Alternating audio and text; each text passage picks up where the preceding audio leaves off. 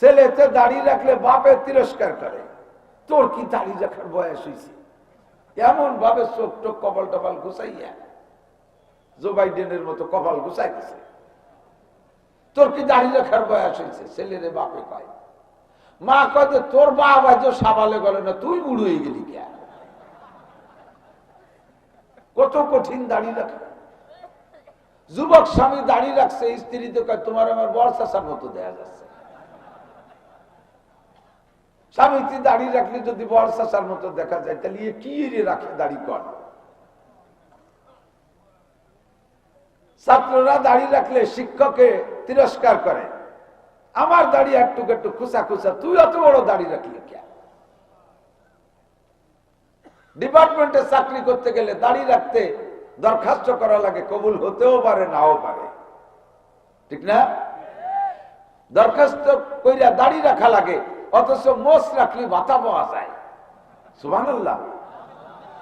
এর 1-2 টাকা ভাতা না, কর্নেল উসমানীর মোষে যে ভাতা পাইতো, মাঝারি ধরনের গ্রাম পর্যায়ের মাঝারি ধরনের 2টা ফ্যামিলি খালি তার মোষের টাকা বেঁচে থাকতে পারত। তামাসসাকা বিসুন্নতি ইনদা ফাসাদে উম্মতি ফালাহু আজরু মিয়াতি শাহীদ।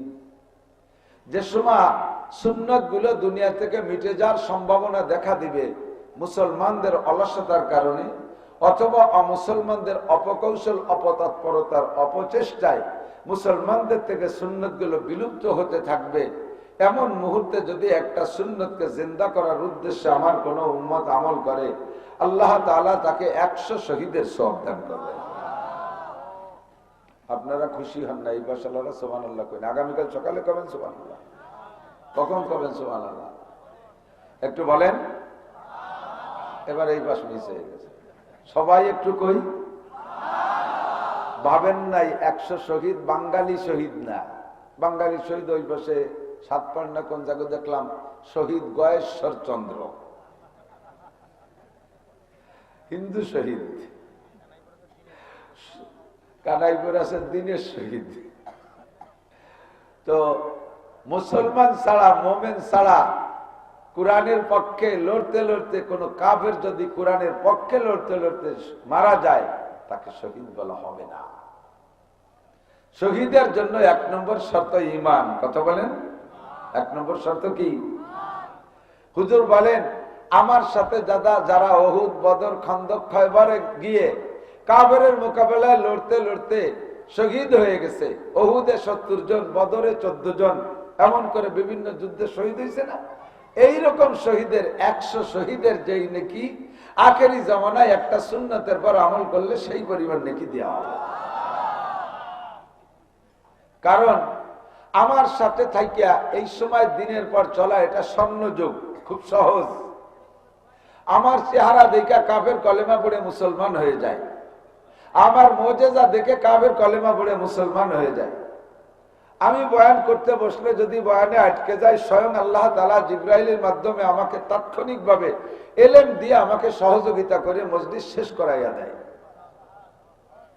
যে কোনো প্রশ্ন, যত কঠিন সওয়াল আমাকে জিজ্ঞেস করুক, আমি নগদের পর বসে জবাব দিতে পারি।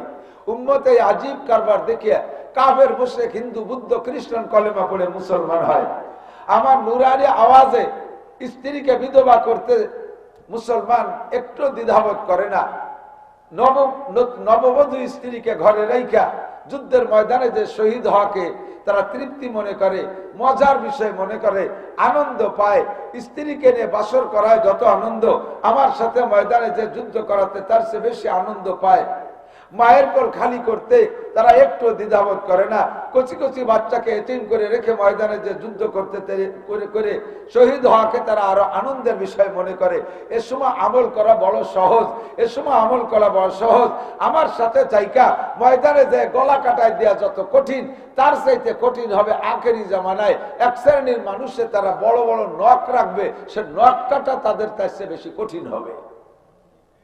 আমার সাথে থেকে গলা কাটানো যত কঠিন, সেই কালে যাইয়া নখ কাটা তার চেয়ে কঠিন হবে। কথা বলেন ঠিক ঠিক না?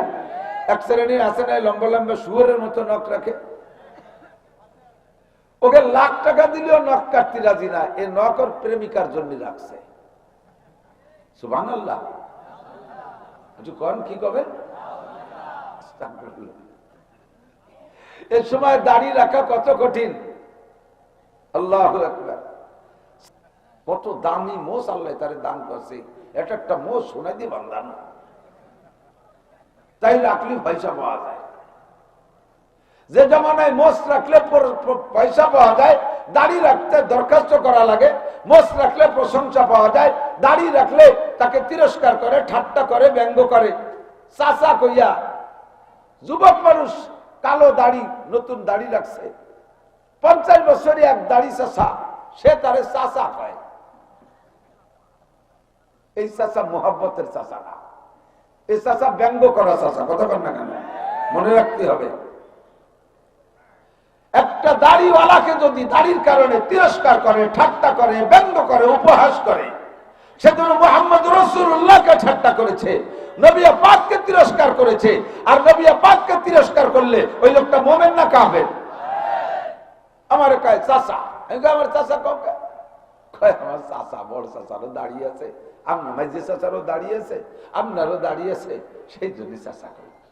তোর আব্বার আছে? আছে তো। কয় আব্বা কয় চাচা দাঁড়িয়ে আছে, সেই ক্ষেত্রে যদি আমার চাচা কই, তোর বাপেরও দাঁড়িয়ে আছে, আব্বা ক। বোঝা যায় যে এই চাচা তুমি মোহাব্বতের সাথে কও নাই, এই চাচা তুমি ঠাট্টা করে বলেছো। কথা বলে ঠিক না?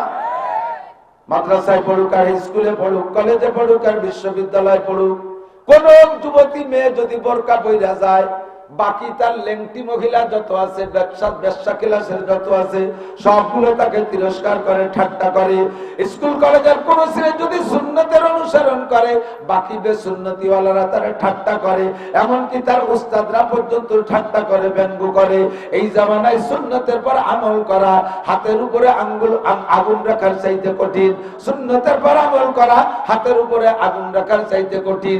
এই মুহূর্তে যদি একটা সুন্নতের পর আমল করো, আমার নবী বলেন, মান তামাসসাকা বিসুন্নতি ইনদা ফাসাদে উম্মতি ফালাহু আজরু মিয়াতি শাহীদ।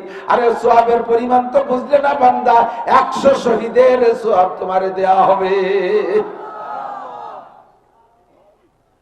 আরবি মাসের তারিখ মুখস্থ রাখে সুন্নতে মুআক্কাদায়ে কিফায়া। আমরা উলামায়ে কিরাম মুখস্থ রাখি, সেই সুবাদে আপনাদের আমল করতে থাকে না। আমরা বলেছি আজকে 20 শাবানের রাত, আর মাত্র কয়েকদিন পরে রমজান। চাঁদ দেখলি মাইকে বলে দেব তারাবি ভর্তি আসেন। আপনারা বিড়ি খাইয়া চাঁদ দোকানে গল্প সল্প করবেন, চাঁদের খবরও রাখবেন না। মৌলবীরা দায়িত্ব নেছে এই কন্ট্রাক্টারি হুজুরদের হাতে। হুজুররা চাঁদ দেখে বলে দেবে আসেন তারাবি পড়েন। আমার চাঁদ শেষ হয়ে গেলেই বলবো চাঁদ দেখা গেছে, কালকে ঈদের নামাজ পড়বেন। এই কন্ট্রাক্ট মৌলবীকে দায়িত্বে আমরা আমল করি, সবাই গুনাহ থেকে বাইসে যাইতেছেন। তবে নিজেও যদি আমল করেন 100 শহীদের সওয়াব পাইবেন।